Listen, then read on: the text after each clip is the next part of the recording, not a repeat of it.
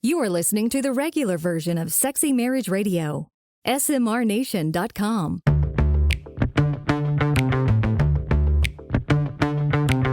You've turned on Sexy Marriage Radio, where the best sex happens in the marriage bed. Here's your host, Dr. Corey Allen. Welcome back to another episode of Sexy Marriage Radio, where we are once again back on the air, going where the SMR Nation wants to go, which is a lot of different places a lot of times. Well, here's a broad variety of folks out there listening, right? Lots of different life stages and lots of different satisfaction levels, or you name it, however that may be phrased. We're really grateful that there's such a broad variety of people out there in the SMR Nation, and that they speak up and they tell us what's going on and they ask their questions. And you can call us at 214-702-9565. This holiday season, if you've got a question and you're not sure, around the fire with all the family is the place to ask it. We'll answer it. So fire away. We're your other family. Yes, we are. Our fire is safe. If you also want to email, if that's what you prefer, you can send it to feedback@sexymarriageradio.com. It's about to give the phone number again, right? Just in case people missed it. That's not email. And you're right, that is not email. So to all of those that are celebrating the holiday season as Christmas is fast approaching, we just wish great season's greetings upon all the members of the SMR Nation, and we hope that you recognize the gift and the blessing it is to get a chance to spend time with family, and with today's day and age and what's going on, even if seeing family remotely, cherish those times because we don't know. Yeah, we're not promised anything, right? So we just hope that everybody makes the most of every opportunity, and if you do spend it with your spouse, just quietly, enjoy it. Enjoy it. Find some things to laugh at no matter what. Absolutely. Find something to enjoy. Well, coming up on today's regular free version of Sexy Marriage Radio is an interview that I got to have with somebody I've followed for quite a while in the podcast world. It's a life coach named Trip Lanier. I love his name. He is the host of the New Man podcast. He has a book out called This Book Will Make You Dangerous. And Good we title. have a conversation. He works largely with men. He's coached some real high power people, all the way down to just people like me. Right. So, but he works a lot with men, and so we have a great conversation about what is it that makes us lose our excitement for life? How does stuff impact us as life unfolds, and it's not what we thought? What does it mean to be dangerous? And what does that add to life? Because playing it safe isn't always a great thing. And it's not talking about major risks. It's just talking about a different perspective. Right. But it is one of those things that I keep seeing all the time. I've seen it in my history of life too, and in our relationship at times where when we've just kind of played it cool and slow and safe. Ho-hum, maybe. Lo and behold, we wind up bored. Right. But when we go, you know what? Hey, let's do this. What about that? And it's a little bit out of the box. It adds a flavor and an energy to life that there's few other places to find it like that. I think flavor is a perfect word for that, right? Because I'll always talk about food. I love food. And you just don't want the bland. That's right? true. Where do the stories come from? It's when you have that spicy thing or that really sweet thing or or that really weird thing that you just didn't know what it was. And you had to try it out. And maybe it was great, maybe it wasn't, but you tried it out and you got a story. What was that mystery meat, Exactly. And then on the extended version of today's Sexy Marriage Radio, which is deeper, longer, and there are no ads, you can subscribe at smrnation.com/SMR Academy. I continued the conversation with Trip, but we turned personal. And I'm asking him some questions of how has what he does for a living and how he's evolved to where he is and this perspective he's got. How has it impacted his life and his marriage? And he's really personal on how he goes about sharing his story and where they are. And I love every minute of it. He's married to a therapist too, so he can walk in your shoes. Ah, nice. And know what it's like. Nice. So All that's coming up on today's show. So joining me today for Sexy Marriage Radio, it's an honor, and I hope the SMR Nation understands this kind of honor too. But for me, as someone that listens to a lot of different podcasts, follows a lot of other people that are in the world of helping people frame conversations, challenge us to be better and not just settle. Trip Lanier is the host of the New Man podcast, and he also has a book out called This Book Will Make You Dangerous, The Irreverent Guide for Men Who Refuse to Settle. And so, Trip, you may not think that it's all a cool deal to be on Sexy Marriage Radio, but it is cool to be talking to you. So I think it's a cool deal to be talking to you. What are you talking about, man? All right, well, I thank you appreciate very much. that. And so, Trip, you work with a lot of men, but I'm assuming also there's some crossover, just because we are not the only species on the planet as far as our kind and our gender. So I would love to just hear in a conversation with you, what are some of the things that you keep coming across over and over that just keep tripping us men up when it comes to living real, vibrant, engaged lives, I guess you could say? Yeah, it's a big question. We can spend the entire day talking about that. But I would say, first and foremost, the types of men that come to me are the ones that are like, I've done pretty well for myself. If you were to look at my life from the outside, it looks really good. Mm-hmm. I check a lot of the boxes in terms of income or job or family or the car or the house or those types of things. But there's this nagging sense that something's off. Something's not quite right. They thought things were going to be a bit different when they got to this place. And they can't quite figure out why they feel a little trapped or drained, or maybe even if they got lots of people in their life, they still feel isolated. Mm-hmm. Or maybe it's just a common kind of a thread of being bored or overwhelmed in whatever they're doing. And so there's the sense of like, is this really it? Is this really what I've signed up for? Or is there another level that I could reach in my life where I could, where I have something to give, where there's some more meaning? But I also, the flip side of that, I also get to feel more free, more alive, more connected, more at peace with who I am and what I'm bringing to the world. Yeah, and I love that, because that's almost building off of Viktor Frankl's work, right? On the idea of man's, he came along and said that Freud was wrong. It's not just pleasure or pain, that we're looking for meaning. We're looking for something bigger than ourselves. And I think that really is hardwired in the male DNA, right? That's why we go out and conquer or go out and create. I mean, I'm not being disparaging to the female, because I think they've got it too. But since it's just us dudes talking about dudes for a moment, it seems fascinating to me that there is this thing of, once I kind of have arrived, now what, right? Yeah, now what? I think that indicates two basic mindsets that we carry throughout life. And for the first part, it's mainly what I think is a survival mindset, which might be confusing to some people because they're not scratching to get by on the street or whatever. But to a large degree, our version of modern survival is, what do I do so that I'm not uncomfortable? Okay. What do I do so that I'm not putting my time and energy and money at risk? What do I do so that I don't look like a moron, or my friends and family or the people in my community don't cast me out? Right. For the most part, that describes how most of us are going day to day. Okay. Is in that version of surviving, just getting by. I don't want to be uncomfortable today. I don't want to put anything at risk. I don't want to have anybody criticize me or reject me. Yeah. That can occupy a large part of our time and energy. Whereas when we start to shift into a bigger, more inclusive or more expansive mindset, we start to ask bigger questions like, what am I really here to give? What's trying to live through me and as me? And that's going to steer us right into the things that might feel a little uncomfortable, might feel a little risky. People might look at us a little weird because we're no longer just kind of following the herd. Right. I mean, and I guess that's where you can come to the whole definition that you've got with the title of the book of, it's dangerous.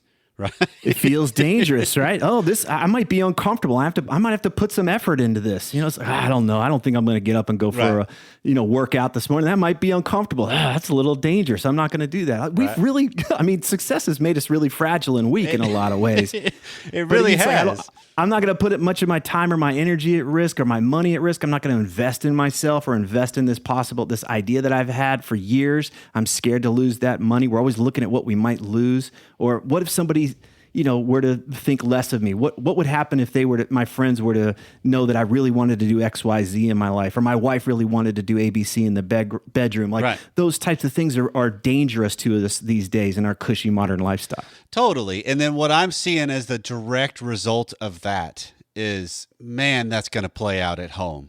That's going to play out in relationships. That's going to play out in parenting. And it's for sure going to play out in the bedroom. But For sure. It definitely, those two are all interwoven, right? Absolutely. How many guys, hire me? Hey, I want to do this thing XYZ in my business. I want to, transition from A to B. I want to go do these amazing things out in the world. And about 2 months in, it's like, hey man, could I ask you a question about this thing that's going on with my wife? It's very, very common that inability to penetrate the world is also somehow showing up in how we show up in our relationship and our sexuality. We'll be back with more of our conversation right after this. I'm not sure if this is a confession or not, but to everybody out in the SMR Nation, you and I, Pam, are not huge live TV watchers. Right. Yeah, no. When we watch, we want to be able to pick whatever it is we're watching. Right. So, there's a world of entertainment options out there. And by that, I mean there's a lot of compelling shows to choose from. But perhaps you didn't know this, Pam. There's also a lot of international shows that we may be missing out on. I love So it's time to burst the domestic TV bubble and check out Acorn TV, which is the sponsor for today's episode. Sweet. So British accents, they're pretty charming. They're pretty cool. Love them. But I also love the mystery, drama, and comedy woven into the fabric of British entertainment because it's really like nowhere else on the planet. Mm-hmm. Well, Acorn TV is a commercial-free streaming service that's rooted in British television. It's home to sophisticated and artful storytelling with top-rated mysteries, dramas, and heartfelt comedies, and so much more. And unlike other British TV services, Acorn TV has content from Ireland, Canada, Australia, New Zealand, and beyond. Perhaps you're one of the millions that fell in love with Downton Abbey. So if you are, you're a fan of quirky British comedy, then they have one out there called The Other One, which is actually a story of two sisters from very different worlds that had no idea that the other existed until their father died. Oh, Dun, dun, dun. There's lots of shows to pick from as well, with new ones added every week. So I always can find something new to watch on Acorn TV because it's loaded with thousands of hours of binge-worthy content, and you and I have been known to binge some things occasionally. Mm-hmm. Yes, we have. And you can stream all this on your favorite device for just $5.99 a month. So take advantage of this offer and escape to Britain and beyond without leaving the comfort of your seat. Try Acorn TV for free for 30 days by going to acorn.tv and use our promo code SMR. That's ACORN.TV with the code SMR, and you get your first 30 days for free. We want to thank our sponsor for today's episode of Sexy Marriage Radio, which is HelloFresh. And we also want to thank HelloFresh because they've been a part of our family for many, many months now. Mm-hmm. And they have taken a lot of the burden off of what can be conflictual when it comes to the way mealtime unfolds in the Allen home. That's exactly right. I love them. Because I don't know if you guys are like us, but typically it falls on one person's shoulders to kind of lead the charge in this. And sometimes that doesn't always line up with mealtime with the other person that you're married to, right? They have a little more adventure in mind. Pam. They have a little more variety in mind. Pam. They have a little more nutritional factors in mind. Pam. They have a little more locally grown, farm, organic in mind. Pam. Yep, those are all Pam. And so if I'm the one that's in charge, sometimes that doesn't always happen. But HelloFresh has made it easy for our family because what happens is every week, the meals we choose show up at our door. HelloFresh can cut out the stressful meal planning and grocery store trips because everything can be done in just around 30 minutes, sometimes even 20 when it comes to start to finish to get a meal ready to go because they provide everything that you're going to need. All the ingredients in the right size, so no more wasting foods, which is a great bonus. Yeah. HelloFresh is also flexible and it'll fit your lifestyle. You can easily change your delivery days or food preferences. And with the way our weeks have been going the last several months, we've had to skip some weeks here and there. And that is a simple and painless process. Yeah, And then we just pick right back up when we're ready to go again. So feeding the family has never been easier. Well, we want to extend the offer to you. Go to HelloFresh.com/SMR90. And if you've been listening any length of time, this is a different code. So it's HelloFresh.com/SMR90. Use the code SMR90 and you get $90 off, including free shipping. Oh, good. Once again, let's go to HelloFresh.com/SMR90. Use our code SMR90 and you get $90 off, including free shipping. Maybe HelloFresh can take the stress out of meal times for your family too. That's what's so funny, because this is kind of the thread I've had with some of the different. I run mastermind groups with men that are husbands, just looking. I didn't realize the art of husbandry actually is a farming term. But it's really trying to be better husbands, because all of us as men, our go-to a lot of times too often is, well, what do you do? And then we're pigeonholed, and I'm constantly just labeled, rather than, no, that's the only thing you can't talk about in these groups is what you do for a living. This is about all the other aspects of our life. But the thread that I keep coming across is, yes, we have this DNA in us to go out and conquer and protect and kind of just expand the world, penetrate the world. But yet I can come home and be scared to death of my wife, of saying something that's going to disappoint her, or showing her a side of me that she might freak out at, or be disappointed, right, or judge. And it seems so fascinating that I see a lot of guys that they can steer it all towards the career, and then the home life is a wreck. Right. Or they just focus so much on the home that they constantly are stuck in, middle management, lower job, just because and it's like they're just itching for something. And right. So what I'm hearing you say pretty much is, we got to just figure out one of these areas to attack, because it'll actually spill over into the others. Yeah, and in the book I talk about how to just kind of bring it back to, these three basic ideas. What am I afraid of? Well, I'm afraid to be uncomfortable. I'm afraid to put something at risk. I'm afraid to be seen or judged in a certain way. And then we can start to pick it apart. Mm-hmm. Is there really a monster under the bed? Would it be so bad, right, if I were to put this out there? If we stopped the finger pointing and the complaining and the blaming and actually got back into a really powerful question, which is, what do I want? Right. What do I want for myself professionally? What do I want for myself sexually, instead of, how do I make sure I don't rock the boat? How do I make sure I don't upset my partner? So essentially, many of us are treating our wives as a pseudo proxy for our mothers. We treat our wives as an authority figure, right, and we come to them for permission. Is it okay if I do ABC? Is it okay? Oh, she'll never let me do that. And then we hide things from her. We don't tell her the truth. We don't see her as a partner. We don't see her as a peer. Right. And then it's no wonder. It's like, that's going to kill our sex lives. Why would she want to have sex with her son? Essentially, that becomes the dynamic in there when we act like little boys around our wives. Yeah, because I'm just hearing that also that kills not only just any kind of erotic or drive, that kills trust on, yes, that it's this authority power structure that you basically have given over authority to another person of your own life. I mean, so I believe and love the theorist Dr. David Schnarch, and he has a phrase in one of his books that a lot of times we've just handed over our penis to our wife, and every so often we ask for it back so we can have sex. But other than that, we just give it right back to them, and we just don't walk around with it securely attached anymore. Right. Yeah, it's this scary kind of thing to really own our power, right? And I think that power, to a large degree, is a zero-sum game. It's either I have power and you have less, or I have more, or you have more and I have, whatever that is. Like it goes either way. Right. But it's not hey, when I have power, I can help expand your power. Right. That's an abundance mindset, right? That there's plenty, that we all pull each other up when we claim the innate power that we all have. Exactly. And I think, again, it's part of this kind of survival mindset, which is, I'm going to have to, I eat this, you don't, or this is mine, this is yours.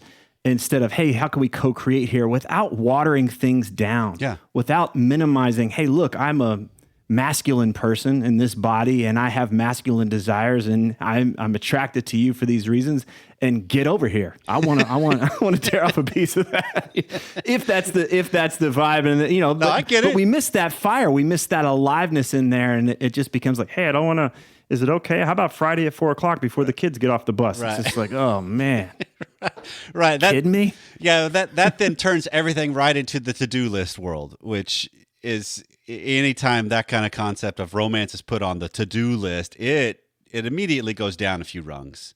Yeah. On And just, sometimes you got to do it. I mean, you got a new baby in the house. You got to kind of make it Sure. around. I don't want to demonize a lot of this stuff, but I think it ultimately comes back to that question, what do we want, right? right. And so And that's what am I doing to cultivate that? What am I Okay. doing to cultivate that? And so then the biggest question for that trip is, what do you do with the people that are like, I don't even know what I want, because we've kind of have just painted by numbers our entire life. We have. I think it's okay to just admit that. If you think about how we've been indoctrinated from an early time in our lives, which is here's what to do, here's what to think, here's what to say, here's how to act. And so we never develop this muscle of what I call inner authority, the sense of sovereignty. I'm a person, I have my own thoughts, my own desires, my own needs. We've been taught that that's dangerous. Where an act is, wait a second, what if I could have that and I can also still be an upstanding, human in this Help people out, be a good neighbor, and I a can good still be friend. a good guy. Yeah, it can still work out. So I just say, look, you may not know what you want. You've just lost touch with it. So we're going to start with the most basic things and just say, how do I want to move my body today? What food do I want to eat today? These are decisions that seem really mundane, but most of the time we're an autopilot. We just kind of do the same things. But they're also an opportunity to flex that muscle and say, what am I hungry for? What am I in the mood for? What would have me feel more alive? What would have me feel more free? What would have me feel more expansive? And just starting from those small places. And then before you know it, instead of somebody saying, hey, where do you want to eat? And you're like, oh, I don't know, wherever you want. You're like, I know what I want. Right. I know exactly what I want. Let's go do ABC. And that's like, whoa, who's this guy? All right, this feels good. It feels good to be around somebody who's grounded, centered, and knows what he wants. Right. And then the thing I love about that too is the flip side of that is that when you are that and you put it in a marital context and you speak up, say, this is what I want. When you got a wife that's doing the same thing, she can go, no, I don't want that. Let's do this instead. And now all of a sudden you're both rising up because you're challenging each other, right? You're expanding each other. It can be. I think this is one of the hardest things for us to understand, which is we can own what we want, and we have to watch out for this attachment to getting it. This is a really tough idea because most of the time, the reason why why we're not in touch with what we want is because we're so used to not getting it that we've stopped asking ourselves what do we want. We don't want to be disappointed. Okay. We don't want to be frustrated anymore. So it's just like, I'm not even going to desire anything. And then life gets super flat. Right. If I don't desire anything, I can't be disappointed. If I don't want sex with my wife, and I can't be disappointed if it doesn't happen. Right. And so more and more, we tend to lose sight of that. Whereas, can I own my desire for ABC and really own it, but then also let go or of that need to control or dominate or push or have my agenda and try to, force that on other people. And that is an art. That's not an easy thing, but I think it helps to separate those two things, that my desire can be one thing and then the outcome can be another. Absolutely. And I love that concept just because I think it's starting to take charge of your own agency, your own direction. That to swim against the stream, to stand up, to speak up, to just say what's on your mind, and all of a sudden now you start influencing and impacting the world around you, which is the interesting way to me is we all kind of seem to want that, and we come through all these nice guy manipulative covert ways to find it. But when I actually start standing up and inhabiting my own space, lo and behold, I start finding it and what I was wanting, right? Because I'm giving something that's worth responding to. Right. What does this look like? I think for some, this can just simply be, there might be days where my wife's really busy with her schedule and sex is the last thing that's on her mind, but I might be in a different place and I'm admiring her in the kitchen. I'll just let her know. I say, I'm feeling you. Like when you walk in the room, I'm feeling that and I'm appreciating you. Yeah. And she might be like, well, I can't do it. Okay. So that's fine. Don't need you to. Exactly. But I'm still appreciating you. It's still a gift to have you walk in the room and have me feel you in this way. I feel more alive and I'm appreciating that. So just to put that out there, and then she can, I don't know what's going on, whatever her reaction might be. Right. She doesn't have to take it on as a burden that she's got to fix or change anything. But I can simply be with that desire without it needing to actually make something happen. Yeah, no, and I love that because that's also how it plays out for me is the transition I used to make that all the different innuendos or statements I would make to Pam years and years ago, they were always attached to an outcome, right? It was always A to B to C to D to N to bed, whatever, I did the windows. Right. I did the dishes. Let's not even go down the road of chore play. I hate that whole world. But even just the statements, and then she would get into this, all you ever think about is sex, all these kinds of statements, until I started realizing, no. The point is, did I say it and was it genuine? Because when I'm doing that, that's living who I want to be. And then those times because what shifted it for me was when all you ever think about is sex, I was able to look her square in the eye and say, yeah, and a lot of other things too, but that's on my mind right now, baby. And I'm not denying that fact. And just kind of letting that tension be there, because that goes back into the comfort thing you're talking about, right? If we want to go through life as comfortable as we can, meaning no tension, that's an impossibility in the world in which we live. Mm-hmm. Yeah, exactly. I like how you pointed that out there, which is I can simply be okay with us not being on the same page right now.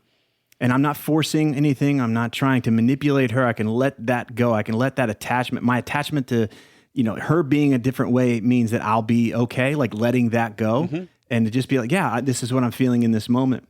For a lot of my clients, I'll have them just simply own that stuff as they leave. Okay. And it's like, and then she's like, where are you going? I gotcha. He's like, I'm going out the door, but it's a practice for him. Yep.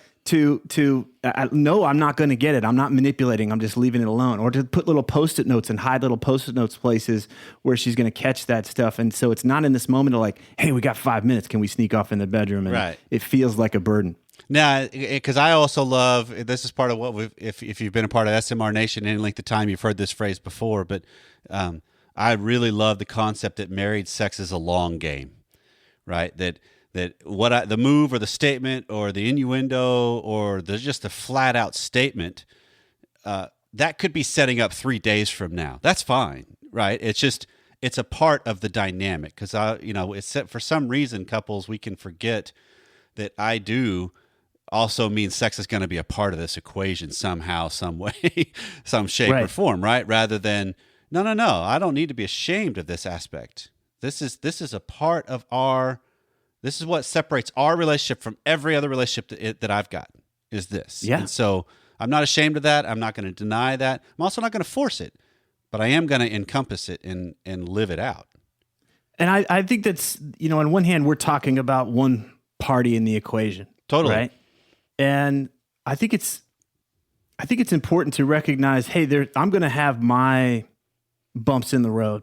I'm going to have my history. I'm going to have things that might, be shameful for me.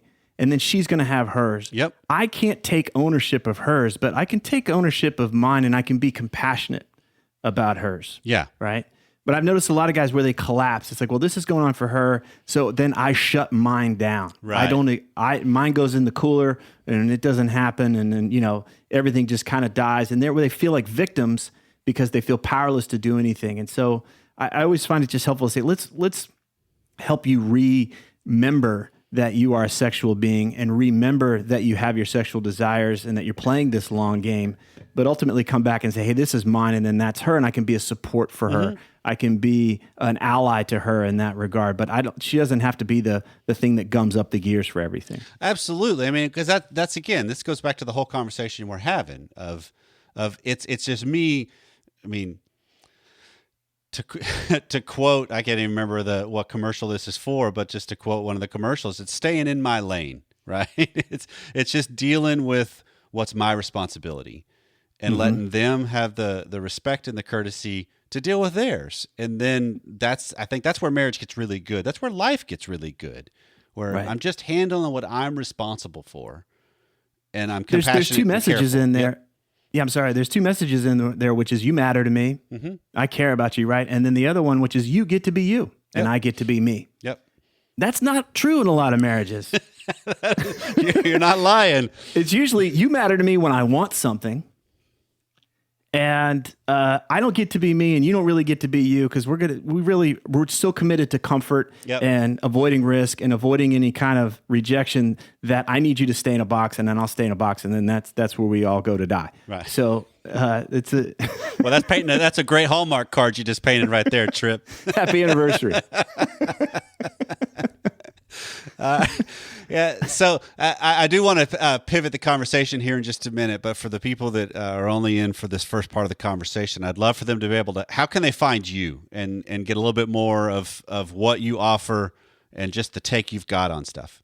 You mentioned the New Man podcast. I've been doing that for well over a decade. So anywhere you get your podcast, you can check out the New Man podcast. And then the book, This Book Will Make You Dangerous, is available on Amazon and at dangerousbookstore.com.